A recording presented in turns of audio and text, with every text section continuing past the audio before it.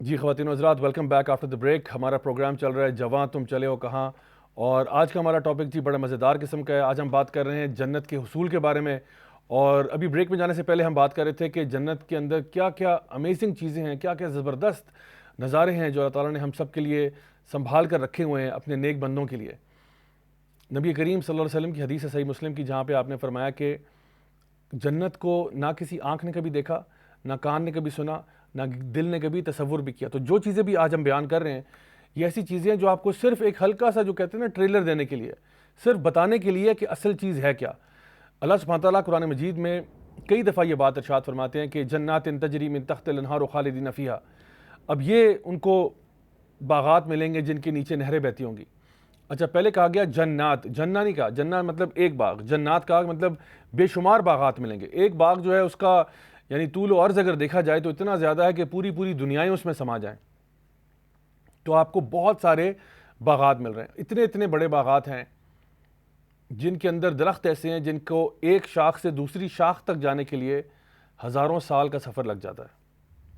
اتنے بڑے باغات ہیں اور ان کے نیچے سے نہریں بہتی ہوں گی. اب ایک انسان سوچے بھئی نہروں کا اور باغوں کا کیا تعلق ہے؟ دیکھیے، دنیا میں ہر انسان یہ چاہتا ہے کہ اس کا گھر اپنا ہو. ہر انسان کی خواہش ہوتی ہے، وہ محنت کرتا ہے، پہلے وہ کرائے کے مکان پہ رہتا ہے، پھر وہ کہتا ہے چلو میرا اپنا گھر، کسی نہ کسی طریقے سے پیسے جوڑ کے اپنا مکان لے لیتا ہے. جو اپنا مکان لیتا ہے اس کی کچھ خواہشات اور بڑھ جاتی ہیں. وہ کہتا ہے بھئی میرے گھر کے اندر اگر باغ بھی ہو جائے تو کیا ہی بات ہے.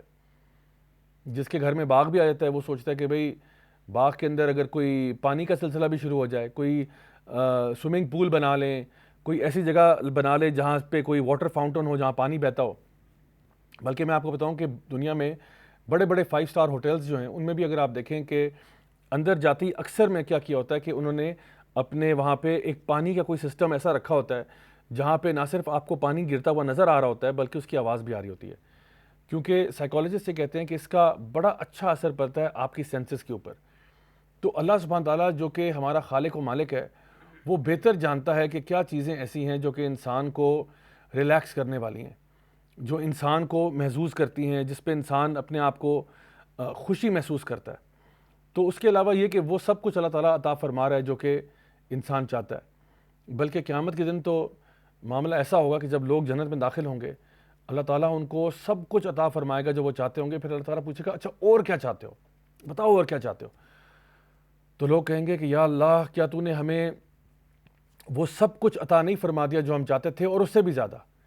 یا اللہ، کیا تو نے ہمارے چہروں کو منور نہیں کر دیا. یا اللہ، کیا تو نے ہمیں ہر قسم کی خوشی اور راحت عطا نہیں فرما دی. تو اللہ سبحانہ تعالیٰ فرمائیں گے کہ ہاں وہ تو ہے، لیکن ایک چیز ابھی بھی رہتی ہے، وہ یہ کہ تم نے ابھی تک مجھے نہیں دیکھا. پھر اللہ سبحانہ تعالیٰ جنتی لوگوں کو اپنا دیدار کروائیں گے. اور حدیث میں آتا ہے کہ اس کے بعد لوگوں کے لیے اس سے زیادہ خوشی کی اور کوئی بات نہیں ہوگی کہ انہوں نے اپنے رب کو دیکھ لیا. ان اللہ جمیل و یحب الجمال، یقیناً اللہ تعالیٰ خوبصورت ہے اور خوبصورتی کو پسند کرتا ہے. اور جب لوگ اللہ تعالیٰ کو دیکھ لیں گے تو اس کے بعد ان کے لیے اس سے زیادہ کوئی خوشی کی بات نہیں ہوگی. اور اللہ تعالیٰ کو جب جب وہ دیکھیں گے وہ اور خوبصورت ہو جائیں گے، حتیٰ کہ جب وہ اپنے گھروں کو واپس لوٹیں گے تو ان کے گھر والے بھی خوبصورت ہو چکے ہوں گے پہلے سے بھی زیادہ. جنت ایک ایسی جگہ ہے جہاں پہ کبھی بھی انسان بور نہیں ہوگا، جو وہ چاہے گا اس کو مل جائے گا. نہ کوئی غم ہوگا، نہ کوئی ٹینشن ہوگی، نہ کوئی بے سکونی ہوگی، صرف آرام اور سکون اور خوشی. اور ہر روز آپ کی خوشی میں اضافہ ہوتا چلا جائے گا درجہ بدرجہ. اور جہنم اس کے بالکل برعکس ہے کہ جہاں پہ غم ہی غم ہے، ٹینشن ہی ٹینشن ہے، اور ہر آنے والا دن پچھلے سے بدتر ہے. اور جنت میں ہر آنے والا دن جو ہے وہ پچھلے سے بھی بہتر ہے. تو انسان کبھی بھی بور نہیں ہوگا وہاں پہ، ہمیشہ ہمیشہ وہیں رہے گا. یہ اللہ تعالیٰ ان لوگوں کو انعام دے رہے ہیں جو دنیا میں اللہ تعالیٰ کی فرما برداری کیا کرتے تھے. ایک شخص نبی کریم صلی اللہ علیہ وسلم کی خدمت میں پیش ہوا اور اس نے کہا کہ یا رسول اللہ، یہ بتائیے کہ قیامت کا دن کب آئے گا. یا رسول اللہ متی الساعہ، قیامت کے دن کب آئے گا. آپ نے فرمایا قیامت کے دن تو آئے گا، لیکن تو یہ بتا تو نے اس کی کیا تیاری کی ہوئی ہے.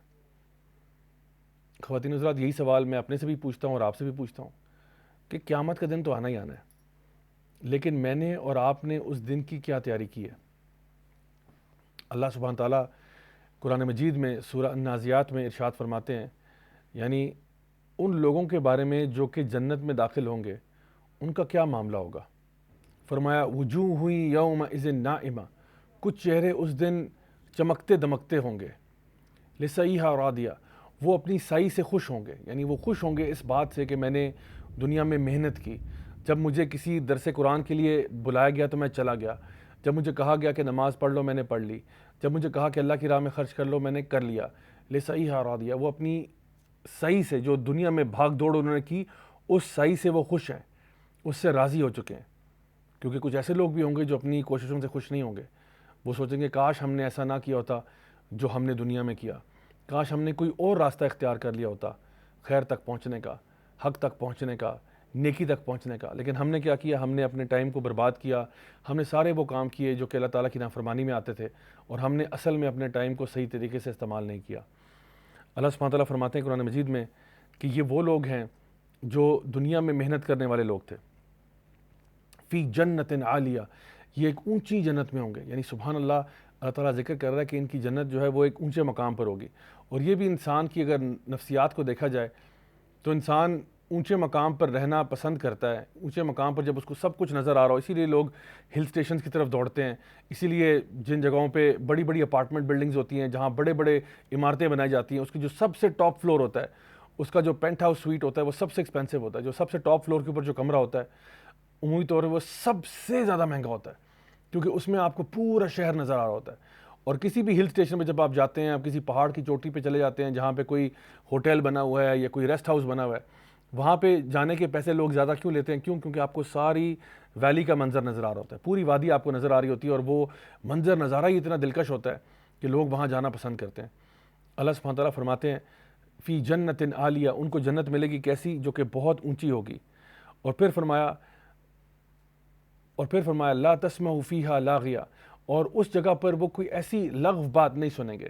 یعنی ہو سکتا ہے کہ دنیا میں ان لوگوں نے جو جنتی ہیں انہوں نے کئی ایسی باتیں سنی ہوں جو ان کو پسند نہ آئی ہوں، لوگوں نے ان کو بہت مذاق کا نشانہ بنایا ہو، لوگوں نے ان کو بہت برا بھلا کہا ہو کہ بھئی تم دین پر چل رہے ہو، ایسی کیا وجہ ہے، ایسی کیا بات ہے۔ ہو سکتا ہے کہ لوگوں نے ان کو بہت کرٹیسائز کیا ہو، لیکن اللہ تعالیٰ فرماتے ہیں کہ وہاں پر ایسا نہیں ہوگا، جنت میں کچھ برا سننے ان کو نہیں ملے گا۔ اور اسے یہ بھی پتہ چلتا ہے کہ وہ جس محلے میں ہوں گے وہ بھی بڑا اچھا محلہ ہوگا، یعنی جنت جو ہے وہ ایسی جگہ نہیں ہے جہاں پہ کچھ بھی چیز ایسی ہے جو کہ فضول ہے، بلکہ ہر ہی شے وہاں بہت اچھی ہے۔ فیہا عین جاریہ، اور وہاں پہ نہریں بہتی ہوں گی مستقل طور پر، یعنی وہاں پہ آپ کے پاس ایک پانی کی فلو کا سسٹم ہے جہاں پہ انسان جو ہے اپنے آپ کو ریلیکس کر سکتا ہے۔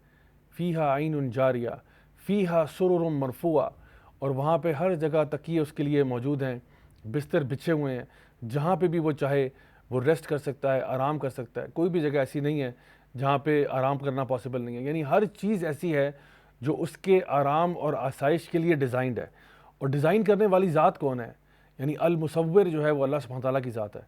یہاں پر دنیا میں ہم لوگ کوئی بھی گھر لیتے ہیں، کوئی بھی اپارٹمنٹ بنواتے ہیں، اس کا کوئی آرکیٹیکٹ ہوتا ہے، اور لوگ کوشش کرتے ہیں کہ جی اچھے سے اچھا آرکیٹیکٹ ہائر کیا جائے تاکہ گھر کا ڈیزائن اچھا ہو۔ لیکن سبحان اللہ، آپ کا جو جنت میں گھر ہے اس کا آرکیٹیکٹ کون ہے، اس کا ڈیزائنر کون ہے، اس کا مصور کون ہے؟ وہ اللہ سبحانہ تعالیٰ کی ذات ہے۔ تو اللہ تعالیٰ آپ کو اتنا زبردست انعام عطا فرما رہا ہے کس چیز کے پیچھے؟ کہ بس تھوڑی سی انسان نے دنیا میں محنت کی، تھوڑا سا اللہ تعالیٰ کو یاد کیا، ذکر اذکار کیے، نماز پڑھی، گناہوں سے دور رہا، یہ ساری چیزیں کرتا رہا، اور اللہ تعالیٰ نے اس کے لیے وہ اجر و ثواب اس کے لیے رکھا جو کہ انسان سوچ بھی نہیں سکتا۔ وہ اکواب و موضوع، اللہ تعالیٰ فرماتے ہیں، اور ایسے وہاں پہ گلاس اس کو ملیں گے جو اس کو بار بار اس میں مشروب پلائے جا رہے ہیں، یعنی شرابن طہورا جو ہے ایک پیوریفائڈ جو ہے وائن اس کو پلائی جا رہی ہے، جو ایک شربت ایسا ہے جو کہ ایسا کچھ بھی نہیں ہے دنیا میں۔ یعنی ایک ایک چیز جس کا اللہ تعالیٰ ذکر کر رہے ہیں وہ یہ ہے کہ جس کا کوئی مثال نہیں ہے دنیا میں۔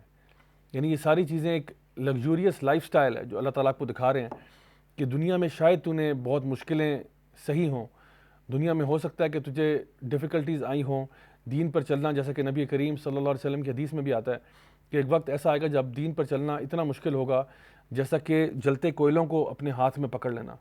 تو بالکل اسی طرح سے ایک انسان جو دین کے لیے محنت کرتا ہے، کوشش کرتا ہے، یقیناً یہ ایک بہت آزمائش کی بات ہوتی ہے انسان کے لیے، کہ جب انسان کے آگے پیچھے لوگ ایسے ہوں جو دین پر چلنے والے نہیں ہیں، جو اللہ تعالیٰ کے دین کے خلاف عمل کرتے ہیں، جو گناہوں کی دنیا میں، گناہوں کی دلدل میں پھنس چکے ہیں، اس ماحول کے باوجود اگر ایک بندہ اللہ کے بتائے ہوئے طریقے پر چل پڑے تو اس کے لیے وہ نعمتیں ہیں جو انسان سوچ نہیں سکتا۔